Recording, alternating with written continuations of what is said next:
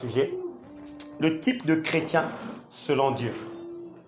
C'est vrai que nous sommes dans un programme de repentance, le thème je ne l'ai pas réellement, mais ne trouvez pas là comme si un truc qui sort du thème, qui sort du programme, non. Ça vient carrément entrer dans le programme, parce que quand on parle de repentance veut dire quoi? Se repentir, amen. Ça veut dire quoi? Ça veut dire qu'on était sur une base, ou sur une situation, sur une façon de faire, et on s'est dit non, nous n'allons pas dans le bon sens, amen. Donc on prend un moment pour se dire, qu'est-ce que nous sommes maintenant? Qu'est-ce qu'on doit faire pour changer de trajectoire? Amen. Donc la parole de Dieu vient pour nous faire changer de trajectoire. Et donc dans un programme, il est toujours important d'avoir la parole de Christ. Amen. Qui nous aide à suivre le bon programme de jeûne et prière. Quelqu'un dit amen. Donc je suis en train de nous parler aujourd'hui du type de chrétien selon Dieu. Pourquoi je dis type de chrétien? Ça veut dire qu'il y a un type de chrétien qui n'est pas selon Dieu. Pourquoi je dis qu'il y a un type qui n'est pas selon Dieu? Parce que ça paraît un peu ambigu. En principe, on ne doit pas dire le type de chrétien selon Dieu. Parce que quand on dit type de chrétien, ça veut dire que c'est déjà selon Dieu. Je le dis pourquoi? Parce qu'aujourd'hui, nous sommes dans une catégorie de vie où, aujourd'hui, ce qu'on appelle chrétien ne l'est plus. Et ce qu'on appelle pas chrétien, parfois l'est ou ne l'est pas. Aujourd'hui, on est prêt à appeler des gens chrétiens. Mais dans leur façon d'être et dans leur façon de vivre, on ne remarque pas, on ne constate pas l'empreinte de Christ en eux. Quelqu'un dit amen. On ne remarque pas l'empreinte de Dieu en eux. Parce que quand on devient, je dis bien quand on devient chrétien, en principe, il y a des choses qui doivent impérativement, obligatoirement changer. Parce que, je crois que c'est 1 Corinthiens ou 2 Corinthiens 5, 17 qui dit, si quelqu'un est en Christ, il est devenu, pas il deviendra, pas il est en train, non. Dès que je reçois Christ incessamment, tout de suite, je deviens une nouvelle créature. Ça veut dire quoi? Les choses anciennes sont passées. Ça veut dire qu'il y a des comportements que je ne dois plus avoir. Il est vrai qu'il y a certains comportements qui continuent à me résister. Quand on reçoit Christ, il y a certains petits comportements qui nous résistent encore un peu. Mais un enfant de Dieu qui a reçu Christ, un comportement qui n'est pas de Dieu qui lui résiste, on va remarquer qu'en lui, il a le dégoût de ce comportement-là. Il va jeûner, il va prier, il va parler, il va chercher la parole de Dieu. Il va chercher Dieu pour que ce comportement-là quitte sa vie totalement. Mais quelqu'un qui sait que c'est un mauvais comportement, il est devenu chrétien, ça ne le dérange pas, c'est-à-dire qu'il n'est pas encore totalement chrétien, il n'est pas encore converti. Quand je deviens chrétien, il y a des choses qui changent aussitôt. Ça c'est vrai, ça c'est obligatoire.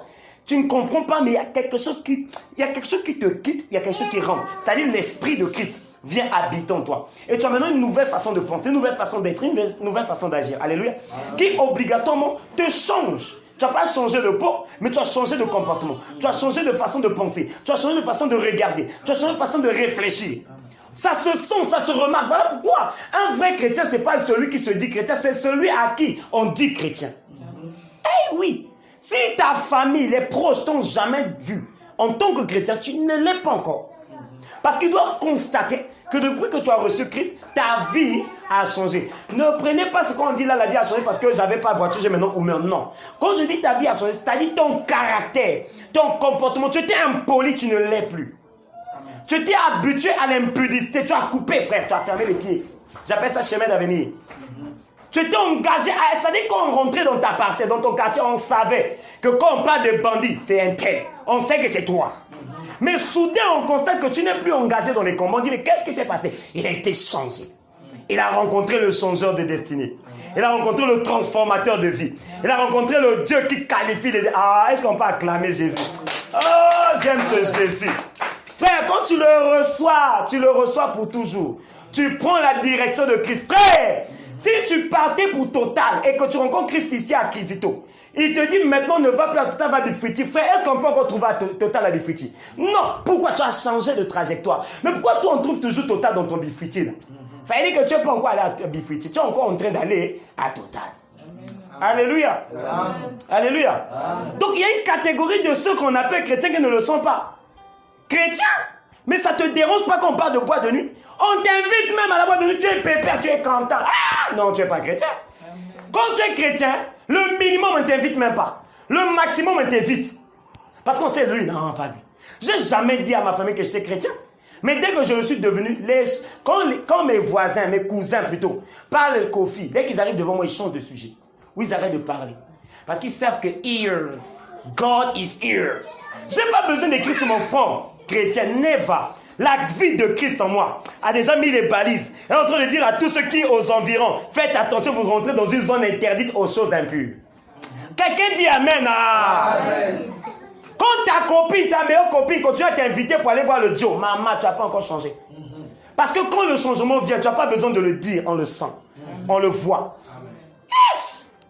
C'est comme quand une femme est mariable, ça se voit, frère. Elle peut vous dire je veux le marier, mais quand on voit là, on sait que c'est pas prêt. Parfois frouché, tic tic. On te teste, frère. Quand tu on dit ah celle-là non. Mais pourquoi on me fout toujours maman caractère? Alléluia. Donc le type de chrétien selon Dieu. Si nous ne sommes pas le type selon Dieu, nous avons un problème. Dieu ne peut pas marcher avec celui qui ne le ressemble pas. Dieu ne peut pas vivre dans la vie de quelqu'un qui ne ressemble pas. Même si tu es une fille de prière, si tu n'es pas une fille engagée selon la volonté de Dieu, tu n'es rien devant Dieu. Tu es à Satan. Parce que je le disais tout à l'heure, je le redis, parce que être spirituel, c'est pas être chrétien. Un chrétien obligatoirement est spirituel parce que l'Esprit de Dieu déjà habite en lui. Et s'il est un homme de prière, il est spirituel. Mais un homme spirituel n'est pas forcément chrétien. On voit les Ngunza, ils sont spirituels, mais ils ne sont pas de Dieu. Et je peux m'arrêter par eux, il y en a plusieurs. Les féticheurs sont spirituels, mais ils ne sont pas chrétiens. Les occultistes sont spirituels, mais ils ne sont pas chrétiens. Et quand je dis le type, donc c'est-à-dire le modèle. C'est-à-dire que ça ne change pas. C'est ça qu'on doit voir dans tous les chrétiens. C'est ça qu'on doit voir. Alléluia. Et je tenais à vous dire quelque chose, j'ai voulu un peu vous citer cette parole. Parce que, vous savez, quand il y a un programme de jeûne et prière, j'allais vous le dire au départ, Dieu souvent ne commence pas par envoyer la puissance. Dieu envoie la parole. Pourquoi? Parce que quand on est dans un programme, on doit savoir à quoi Dieu nous attend. Pourquoi Dieu nous dit programme? On ne rentre pas en programme de jeûne par hasard.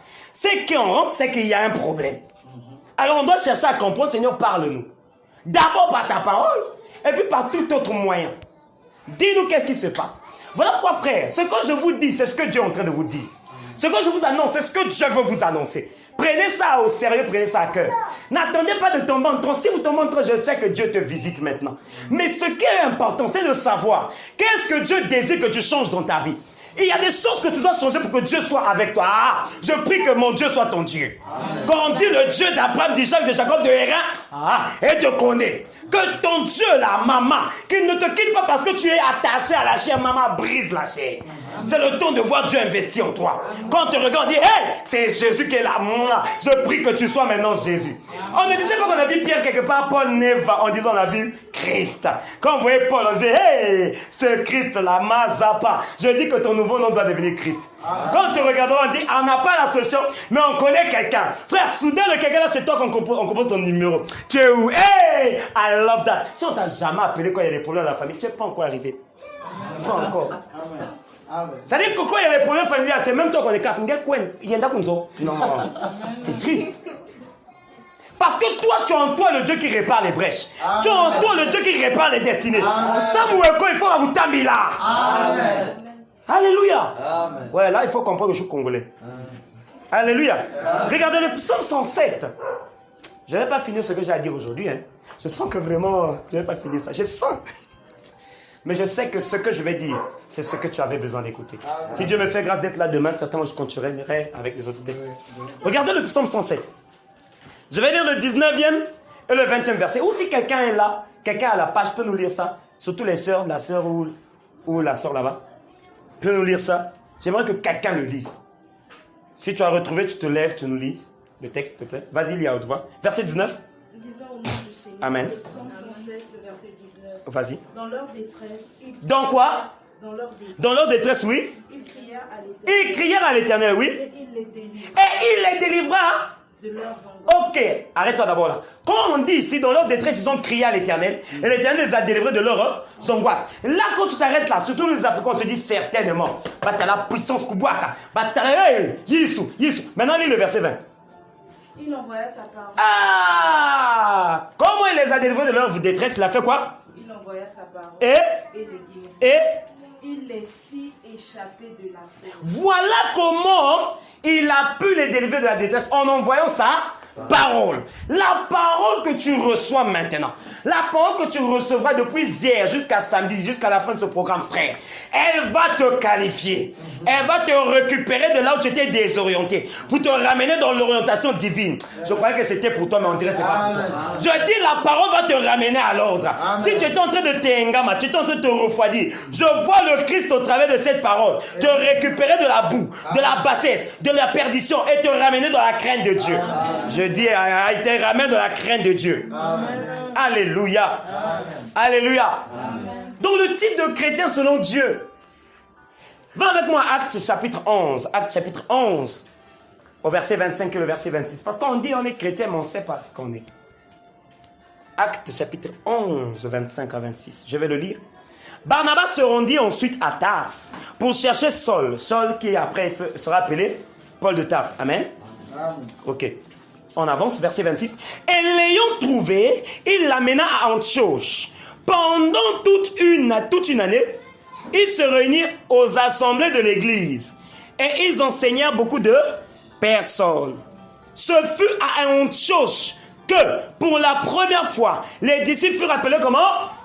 Furent appelés comment? Furent appelés comment? Pourquoi ils les ont appelés chrétiens? Parce que quand ils ont regardé Paul, ils ont regardé qui était Saul de Tarse en ce moment-là, ils ont regardé Barnabas, ils ont remarqué qu'il y avait quelque chose qui les rappelait quelqu'un. Il y avait quelque chose dans la vie de Saul, dans la vie de Barnabas, qui les rappelait quelqu'un. Frère, quand on te voit, qu'est-ce que les gens se rappellent quand ils te regardent? Ils se rappellent de ta grand-mère. Ah, comme elle ressemble à sa grand-mère. C'est-à-dire que quand on te voit, on se rappelle de la grand-mère. Non. Quand ils regardaient Saul de Tarse, ils regardaient Barnabas, ils regardaient Pierre, ils se ressemblaient à quelqu'un. Les gens se souvenaient de quelqu'un. Ils avaient dit, ah, mais vraiment, vous aussi. Non, c'est pas nous. Parce que ce quelqu'un que vous êtes en train de vous souvenir nous habitait. Comme il nous habitait, on n'arrive pas à faire en dehors de ce qu'il faisait. On n'arrive pas à se comporter comme nous voulons. On est obligé, et on ne sait pas, mais on s'est obligé de se comporter comme il se comportait. Voilà pourquoi vous voyez cet homme en nous. Quand il les regardait, quand il voyait Paul, il voyait Barnabas, il voyait en eux Christ. Voilà pourquoi il les appelait chrétiens. Chrétien veut dire quoi? Comme Christ. Le type de chrétien selon Dieu, c'est le type de chrétien qui est comme Christ. Ils ont remarqué que ses frères avaient ce comportement de Christ. Ils ont remarqué que Saul de Tarse avait ce caractère de Christ, cette façon d'être et de faire de Christ. Vous savez pourquoi Satan continue à t'attraper? Parce que tu n'as pas encore Christ en toi. C'est pas parce que tu pries pas beaucoup.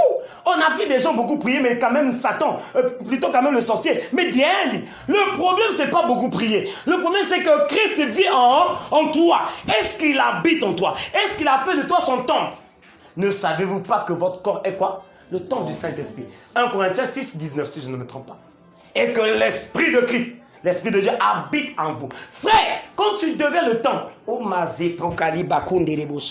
tu deviens le temple, hey, quand tu deviens le temple, quand on te croise, on ne voit pas un connaît. Quand tu deviens le temple, les hommes spirituels reconnaissent la chose spirituelle.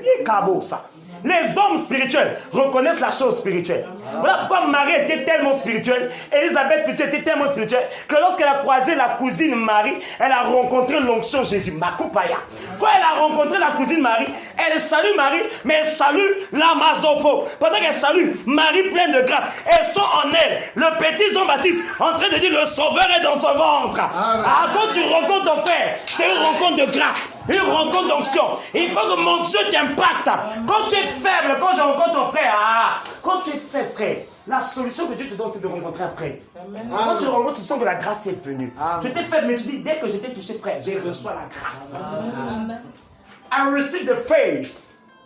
Amen. Parce que je suis le transporteur de la grâce. Amen. Tu es le transporteur de la grâce. Pendant que je suis faible, tu deviens ma force, tu deviens ma charge batterie. Amen.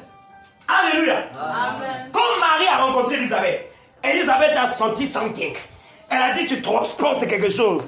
Tu transportes une grâce, une gloire. C'était pas visible à l'œil nu. C'était pas visible. Mais les choses spirituelles sont toujours visibles aux hommes spirituels. Amen. Ah, si seulement tu pouvais être spirituel ce soir, tu verras les nombres de grâces que Dieu est en train de te déverser maintenant même. Si seulement tu pouvais être spirituel maintenant. Tu allais voir le nombre d'anges qui sont positionnés maintenant. Le nombre d'anges qui sont positionnés maintenant. Je dis, si seulement tu pouvais être spirituel. Il n'y a plus de chrétiens selon Christ. Il n'y a plus de chrétiens passionnés comme Christ. Il n'y a plus de chrétiens engagés comme Christ. Ils se disent chrétiens, mais c'est eux qui font encore des problèmes aux autres. Ils se disent chrétiens, mais c'est eux qui font le plus de problèmes dans leur maison. Même le païen ne fait pas des problèmes comme toi. Où est ce type de personne? Où est cette qualité de personne qui est prête à continuer à adorer même quand le travail ne vient pas?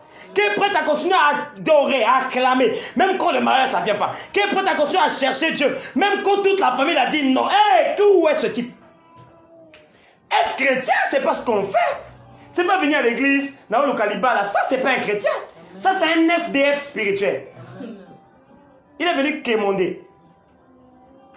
Un chrétien, écoutez-moi, quand on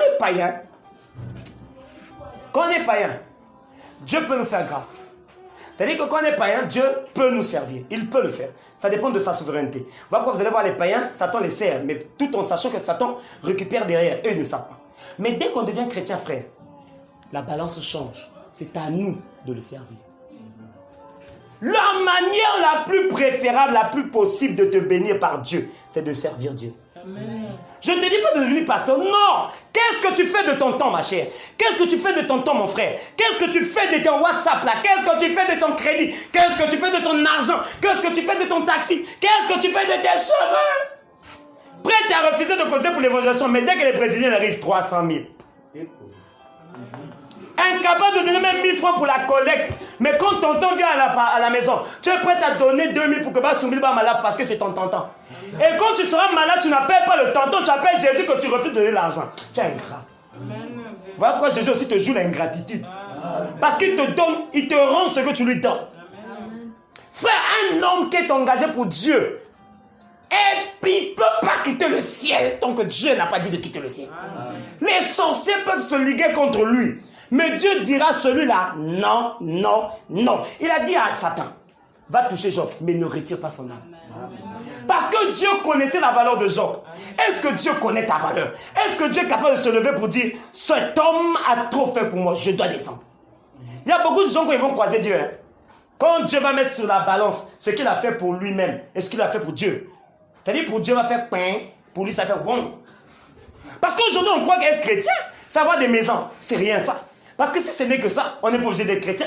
Il y a des païens qui ont des maisons. Est-ce que vous savez que dans notre ville, les gens qui ont les plus belles et les plus grandes maisons, c'est des païens? Qu'on ne se trompe pas. Les gens qui ont même les plus belles villas, c'est des païens. Nous, on est même 200 000 chrétiens. On est même incapable de faire même un joli temple. Un temple. Et puis c'est un chrétien qui va faire une belle maison. Alors on est 150, on est capable de faire un temple. Et puis c'est toi seul, tu vas faire belle villa. Oh frère, non. Mais ici, un païen, il te fait une belle villa.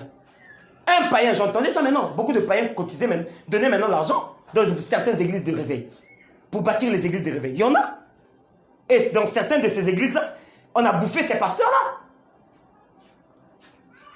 Bien-aimés frères et sœurs, le type de chrétien selon Dieu, pourquoi les âmes ne sont plus gagnées à Dieu? Parce que les chrétiens d'aujourd'hui ne sont plus des chrétiens Christ. Ils ne sont plus comme Christ. Ils ne sont plus à l'image, à la ressemblance de Christ. Et on ne voit plus Dieu en eux. On ne voit plus Christ en eux. On n'en voit plus.